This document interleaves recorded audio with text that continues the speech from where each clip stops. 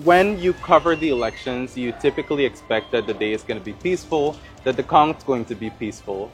And for the most part, it was. But the chaos that ensued, it was something that I was wholly unprepared for. For many of us, it's still a traumatic experience. Some of us as journalists are still reading from that. I knew it was going to be a long day. I don't think anybody had envisioned what would happen the days and the months following after that. My experience in all the elections did not prepare me for the occurrences in the March 2020. Here is where the heart of elections lies. Here is also part of where almost an entire machinery was manipulated to declare skewed results. Here is Elections 2020.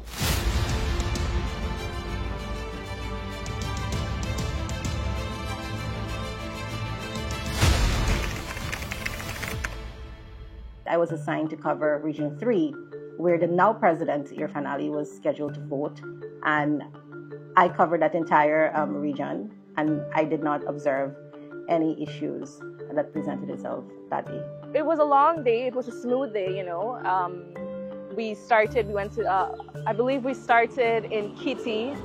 We met up with some election observers, some folks from the Carter Center. I believe I met Jimmy Carter's grandson who was there, and we had a pretty normal day, you know. Things were happening, but we had a couple of hiccups throughout the day that we heard, some minor disturbances at some polling stations across the country, but nothing that was so worrying that would, you know, warrant a 5-month election impasse. The day of itself was not that traumatizing. I started the day around 4:30. I recall I went to see the president cast his ballot. That was President Granger at the time. And so it was up the East Bank. And I journeyed up there with some other reporters, I think Nazima and 2 other persons. And we went there, we came down and went the other places checking out things. Things were going pretty smoothly on the day.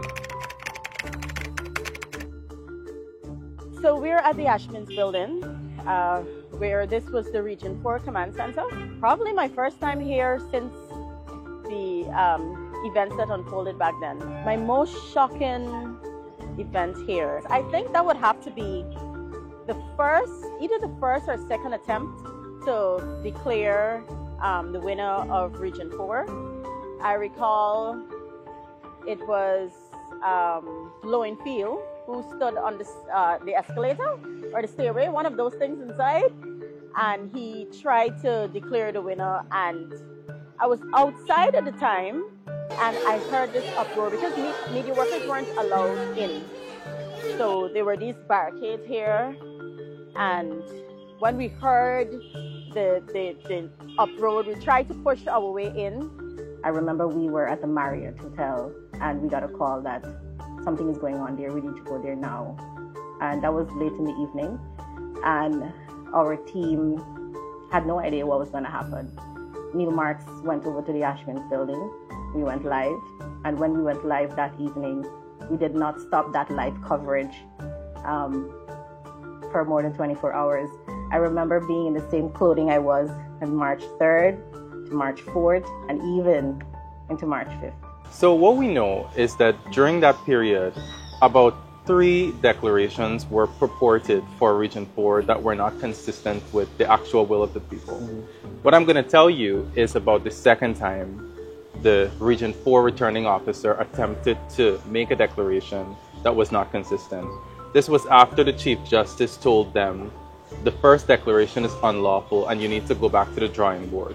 So they moved from the Ashman's building to High Street at GCOM's office.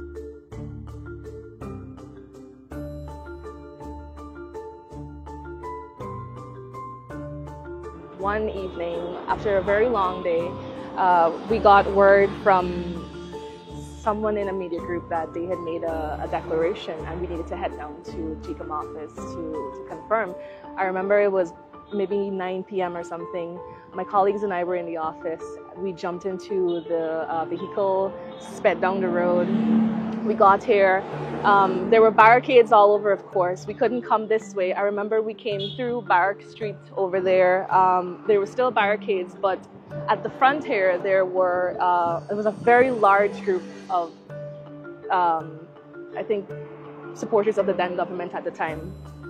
There were at least, I don't know, 50, 60, 80 at the front here. And I remember we were coming down Barrack Street, rushing to see what's happening, because we heard that there's this declaration, and everybody was surprised because we didn't know that it was at that time already. And we ran down the street. I remember it was myself, Kemal, Shakima, and as we're coming down, all I'm hearing, I just saw this angry mob of people who came rushing at us, and they're like, no media, no media, no media. I remember I heard a few bottles broken. We kind of had to run back into the vehicle. They had pieces of wood. It was traumatizing because nobody expected that. And as media professionals, we should be allowed to do our work freely, to report the facts like I've been honing on in. And we couldn't even make it close to GCOM. I think we just ended up stopping right in front of the aviation building there, and we just ran back into the office. I was in shock. I had never experienced something like this. I remember going into the washroom, and I just broke down, and my colleagues broke down. Like, we didn't know how to handle something like that. What happened there is that many of the reporters who attempted to get into the compound to cover the declaration didn't actually get a chance to do that. But what really stood out to me and Kaieteur News is that we spoke to 5 political parties that were inside the compound while the polling data was being conducted. And what they told me, 5 political parties, right? Including the People's Progressive Party and United Guyana, the New Movement, and the Liberty and Justice Party.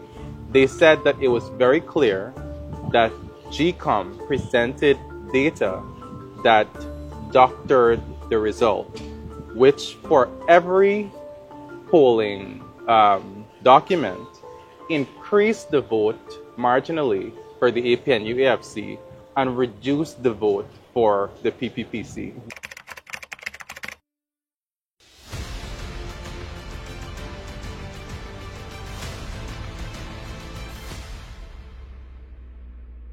Kemal, I mean, you're a journalist in this time, an independent journalist is that.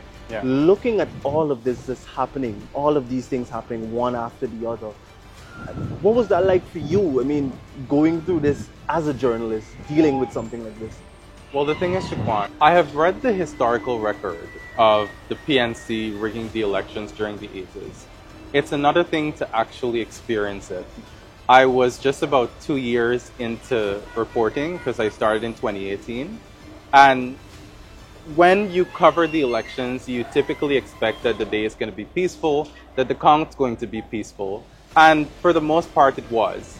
But the chaos that ensued, it was something that I was wholly unprepared for. There was a protest, and I was between covering the protest and following the occurrences at this building. And a politician came with a letter. I think it was one of those, they had the court actions up and down, one is lawyer's letter. And I recall being shoved in the corner. You see me height, a little piece, and you have to be wearing flats, so I hadn't the benefit of these heels. And I was shoved, and they said, we're going to kill Matty here today. And I never wanted that. So it was a little, I might be a bit dramatic, but it was shaking. It was hard to continue working, not only with the chaos at the time, but also through a pandemic, which nobody anticipated and didn't even take into consideration how serious that was.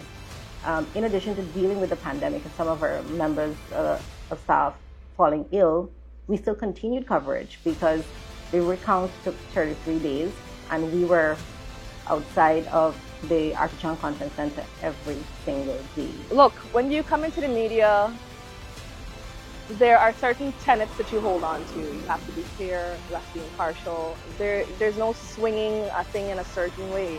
You report the facts, you report what is confirmed, you report what you see, but even that has to be confirmed, Virtually all the observer groups who oversaw the mayhem said that there was a flagrant attempt to rig the 2020 elections in favor of the APNU-AFC.